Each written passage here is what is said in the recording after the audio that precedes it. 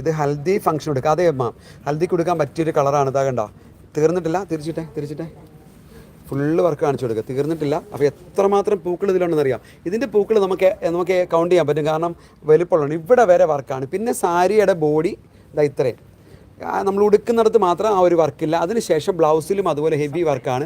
Blouse സത്യം പറഞ്ഞാൽ നമ്മുടെ കൈ മൊത്തം ഇല്ല. ശോചേച്ചി കയ്യിലൊന്ന് വെച്ച് കാണിച്ചു. ശോചേച്ചി ഏകദേശം കയ്യിൽ ചുമ്മാ ഒന്ന് വെച്ച് കാണിച്ചേ. ആ ഒരു കയ്യിൽ വെച്ച് കഴിഞ്ഞാൽ കൈ ഫുള്ളായിട്ട് ആ ഒരു എംബ്രോയ്ഡറി കിട്ടും. അങ്ങനെയല്ല, ഒന്ന് വെച്ച് കാണിച്ചു കൊടുത്തേ.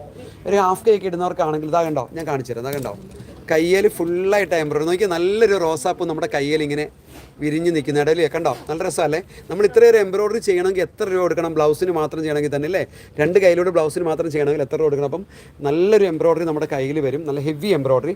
കളറുകൾ കാണിച്ചു തരാം. First black. ഇന്നലെ ആരോ ബ്ലാക്ക് ചോദിച്ചു. അല്ല, ബ്ലാക്ക് അല്ല, ബ്ലൂ അല്ലേ, ഇത് ഡാർക്ക് ബ്ലൂ ആണ്. എനിക്ക് സത്യം പറഞ്ഞാൽ കണ്ണാടിയുടെ ആണെന്നറിയില്ല, ബ്ലാക്കും ബ്ലൂവും പലപ്പോഴും അങ്ങോട്ട് കൺഫ്യൂഷൻ ഉണ്ടാകുന്നുണ്ട്.